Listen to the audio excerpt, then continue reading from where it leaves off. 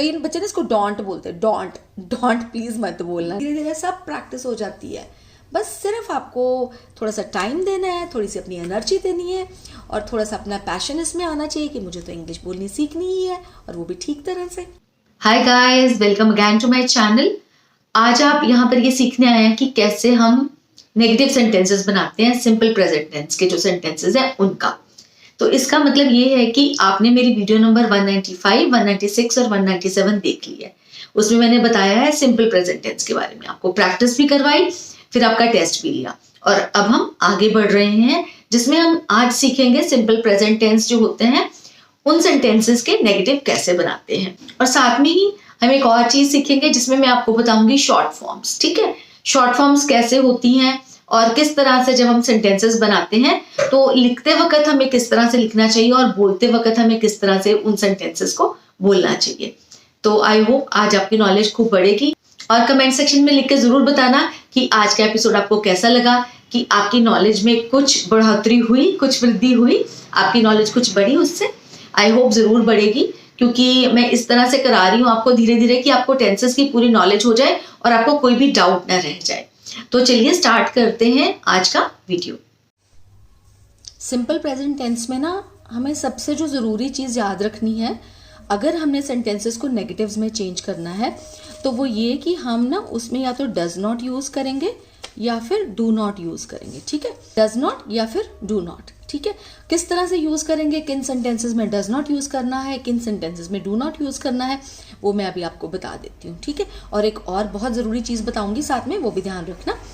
जैसे कि मैंने जो आपका फर्स्ट सेंटेंस लिया था, जब मैंने आपको सिखाया था कि सिंपल प्रेजेंट टेंस होते क्या हैं, जो 5 सेंटेंसेस हमने लिए थे वही 5 सेंटेंसेस मैंने यहाँ पर लिए हैं और उनका जो है नेगेटिव बनाना आपको सिखा रही हूँ।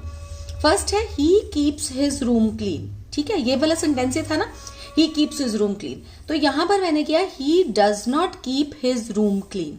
ठीक है, तो यहाँ पे डज नॉट आया। क्यों डज नॉट आया? वो इसलिए क्योंकि यहाँ पर वर्ब में एस लगा हुआ है पीछे। जहां पर वर्ब में एस या फिर ईएस लगा होगा वहां पर हम डज नॉट लगाएंगे।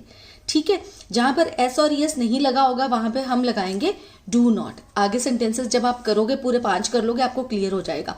और एक और चीज जो ध्यान में रखने वाली है वो ये कि डज नॉट लगा दिया ना ऐसे, और यहाँ पे अब कीप कर दिया। जैसे यहाँ पे कीप्स था तो कीप्स का कीप बन गया, मतलब वो वाला एस जो हट गया वो डज नॉट में आ गया। मतलब ये सोच लो आप। ठीक है, इस तरह से जहां पर एस या ईएस है वहां डज नॉट लगेगा, डज नॉट लगाया और कीप्स का बना दिया कीप यहाँ पर। ठीक है, he does not keep his room clean. बाकी सब चीजें वैसे की वैसे रहेंगी। ठीक है, और इसका शॉर्ट फॉर्म मैं बता रही हूं कि क्या है। डज नॉट का शॉर्ट फॉर्म होता है डजंट।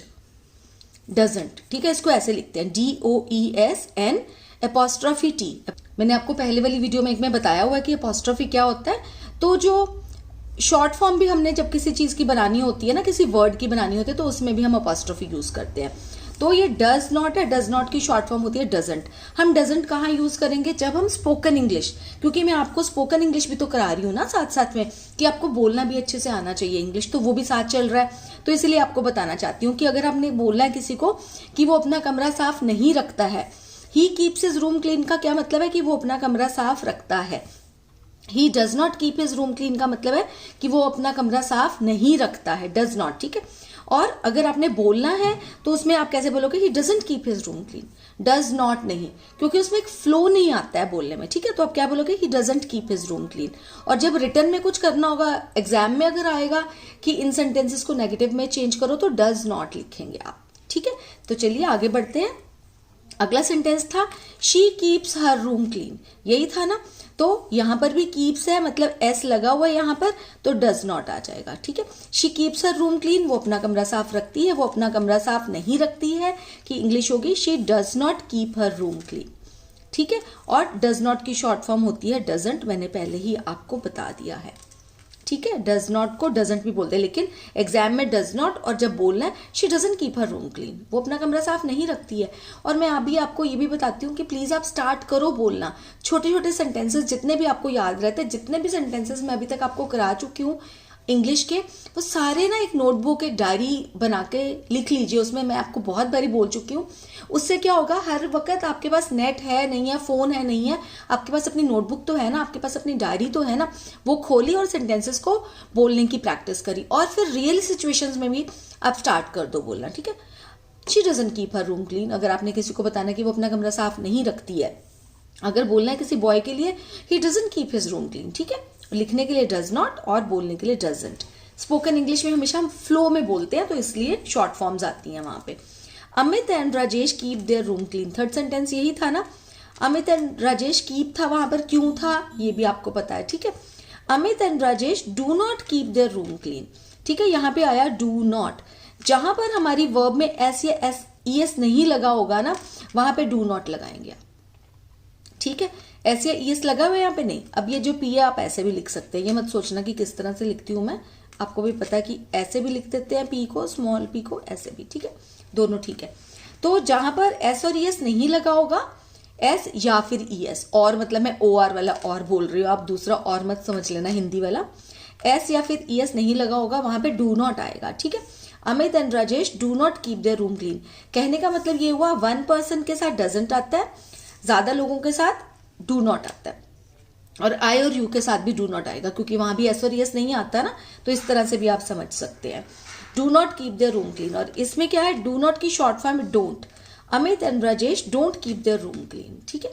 तो ये हो गया आपका ये वाला कि डू नॉट भी लिखना है और कैसे डोंट भी बोलना है। Amit and Rajesh don't keep their room clean, Amit and Rajesh जो है ना अपना कमरा साफ नहीं रखते हैं। Amit and Rajesh do not keep their room clean, बोलने में अगर आप डू नॉट भी बोल दोगे तो ऐसा नहीं कि वो रॉन्ग हो जाएगा, बट मैं आपको सिखाना चाहती हूँ कि जब आप बोलना सीख ही रहे हो इंग्लिश, तो अच्छे से सीखो, फ्लो वाली सीखो, है ना। और कोई ऐसी बात नहीं होती, थोड़ी सी प्रैक्टिस करो सब आ जाता है ना। तो ये आप डोंट हो गया, ठीक है।